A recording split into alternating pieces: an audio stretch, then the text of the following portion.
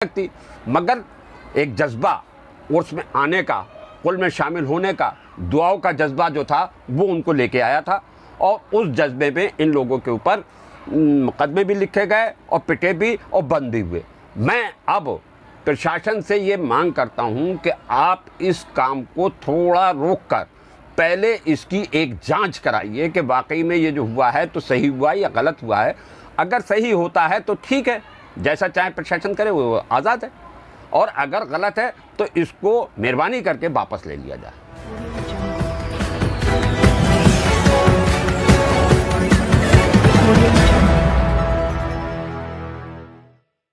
चूक रही है। देखिए, उर्स आला हज़रत जो है ये एक वो उर्स है जो कि ख्वाजा गरीब नवाज़ के बाद हिंदुस्तान का दूसरा कादरी उर्स होता है, जिसमें लाखों की तादाद में लोग हमेशा आते रहे हैं। पिछले साल कोरोना गाइड की वजह से जो है ज़ाहिरीन नहीं आ पाया था, सिर्फ 100 आदमियों की परमिशन दी गई थी। दरगाह के सज्जादा नशीन और सरपरस्त आला आली जनाब सुभान रज़ा खां और सज्जादा नशीन एहसन मियाँ साहब ने उस गाइडलाइन का पालन कराते हुए उर्स को बाखूबी के साथ में कराया, जिसमें पुलिस प्रशासन का पूरा सहयोग रहा और वो उर्स कामयाब हुआ। इस साल भी दरगाह के प्रमुख और सज्जादा नशीन ने अपना जो बयान दिया था उसमें सबको ये कहा गया था कि आप लोग अपने अपने घरों पर रहकर, अपने पास पड़ोस की मस्जिदों में रहकर उर्स का एहतमाम करें और कुल शरीफ की नज़र अपने वहाँ पर दिलाएं। और प्रशासन ने जो इनको अपनी गाइडलाइन के हिसाब से परमिशन दी थी, मुझे नहीं मालूम फ़िलहाल कि कितने आदमियों की दी थी। वहाँ पर हमने देखा था पहले दिन जो पंडाल बना था वो छोटा बना था, उसके बाद उस पंडाल को बढ़ाया गया। पंडाल कब बढ़ा, ये शासन की जो एक गाइडलाइन आई थी कि जिसमें 100 आदमियों की परमिशन विवाह समारोह और अन्य समारोहों में जो थी उसको ख़त्म करते हुए उन्होंने कहा था कि जो खुला क्षेत्र है, जितना खुला क्षेत्र है उसके हिसाब से आदमी वहाँ पर आ सकता है। इस बात को लेकर हम लोग मुसलमानों में ना तो ज़्यादा पढ़े लिखे हैं और ना ही ज़्यादा इस बात पे ध्यान देते हैं। जब बात चली प्रशासन की तो प्रशासन की इस बात को देखते हुए लोगों ने जो है उर्स में आने का अपना इरादा बनाया और लोग बिना कहे बिना सुने अपने आप वहाँ पर आना शुरू हो गए। पहले दिन जिस दिन के परचम कुशाई की रस्म थी उस दिन लोगों का जमाबाड़ा कम था, पुलिस भी वहाँ पर थी, मगर पुलिस ने उसको भी नज़रअंदाज किया। जो परमिशन थी उसके हिसाब से कितने आदमी थे वहाँ पर उसको उन्होंने नज़रअंदाज किया, जिसके वजह से दूसरे लोगों को ये मौका मिला कि यहाँ पर कोई पाबंदी नहीं है, आप आ सकते हैं। दूसरे दिन यानी कि 3 तारीख को रात में मुफ्ती आज़म हिंद का कुल शरीफ होता है, जिसमें भी लाखों की तादाद में लोग होते हैं। उस दिन भी देखने में ये आया कि किसी तरह की कोई ज़्यादा पाबंदी नहीं रही और आदमी आराम से आया और गया। इन सब चीज़ों को देखते हुए अगले दिन जिस दिन के 4 तारीख को मुफ्ती आज़म हिंद का कुल था, आला हज़रत का कुल था, आला हज़रत का कुल जो था उसमें आदमी को ये मालूम हो चुका था कि 2 दिन वहाँ पर कोई रोक टोक नहीं है, आदमी भरपूर वहाँ पर आया।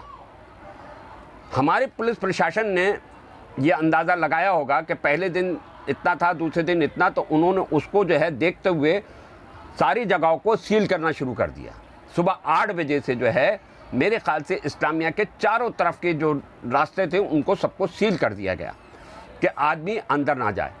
जबकि इस्लामिया का ग्राउंड खाली पड़ा हुआ था, पब्लिक बाहर थी, धूप का टाइम, आदमी जो है परेशान, मगर वहाँ पर किसी तरह से भी उन लोगों को अंदर जाने की परमिशन नहीं दी गई।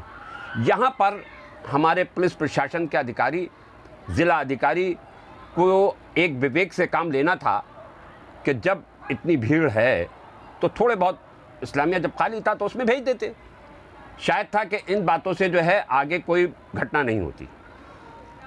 जैसे कि पत्थरबाजी और डंडेबाजी चली ये सिर्फ इसलिए चली कि हम चाहते ये थे, हमसे मतलब ये है कि पब्लिक चाहती ये थी कि हम इस्लामिया तक पहुंच जाएं। उनको रोका गया। पहले से अगर रोका जाता तो वो लोग वहाँ तक आते ही नहीं, अपने अपने घरों पर रहते। यहाँ पर मैं ये कहना चाहूँगा कि आप ये जो हुआ घटना, ये एक दुखदाई घटना थी। आला हज़रत के उसमें कभी ऐसा कोई चांस हुआ नहीं, जो कि हुआ ये एक दुखदाई घटना थी। इसमें बाहर के लोग, शहर के लोग सभी थे। पुलिस ने वहाँ पर जो है लाठीचार्ज किया। किस वजह से किया ये तो वही बता सकते हैं, मगर जो लाठीचार्ज हुआ उसमें हमें एक परेशानी का बाइस बनी। हमारे हिंदुस्तान की लोगों को ये एक मैसेज गया कि आला हज़रत के कोर्स में जो है लाठी डंडे चले, जो कि कभी नहीं हुआ।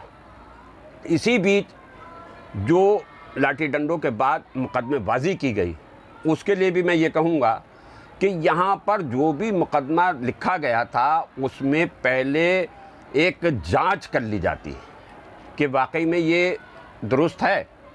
उस जांच के बाद मुकदमे लिखे जाते, वो बेहतर था, ना कि एकदम से मुकदमे लिखना, जो कि आपकी बात से ये साफ हो जाता है कि जैसे शासन का आदेश आया था कि खुले मैदान में लिमिट ख़त्म कर दी गई है, एक पाबंदी ख़त्म कर दी गई, उस मैसेज के आधार पे आला हज़रत के चाहने वाले कुल में शरीक होने का प्रयास कर रहे थे। बेशक बेशक यहाँ पे प्रशासन की भी कहीं ना कहीं गलती नहीं होती है और पब्लिक की भी। प्रशासन की कोई गलती नहीं है, पब्लिक की कोई गलती नहीं है, क्योंकि जब आप हमसे ये आगाह कर रहे हैं कि साहब हमने सारी पाबंदी हटा दी है, आप खुले मैदान में जितने चाहें उतने जाएं, तो खुला मैदान इस्लामिया का इतना बड़ा मैदान है कि उसके अंदर लाखों आदमी आ सकता है। तो वहाँ पर जो था, थोड़ा सा हमारे प्रशासन को और हमारे अपने लोगों को भी ये चाहिए था कि भाई अपने अपने घरों पर जितने थे पास पड़ोस के लोग, वो अपने अपने घरों पर दिला लेते, इतनी भीड़ नहीं लगती। मगर एक जज्बा उर्स में आने का, कुल में शामिल होने का, दुआओं का जज्बा जो था वो उनको लेके आया था, और उस जज्बे में इन लोगों के ऊपर मुकदमे भी लिखे गए और पिटे भी और बंद भी हुए। मैं अब प्रशासन से ये मांग करता हूँ कि आप इस काम को थोड़ा रोक कर पहले इसकी एक जांच कराइए कि वाकई में ये जो हुआ है तो सही हुआ या गलत हुआ है। अगर सही होता है तो ठीक है, जैसा चाहे प्रशासन करे, वो आज़ाद है, और अगर गलत है तो इसको मेहरबानी करके वापस ले लिया जाए।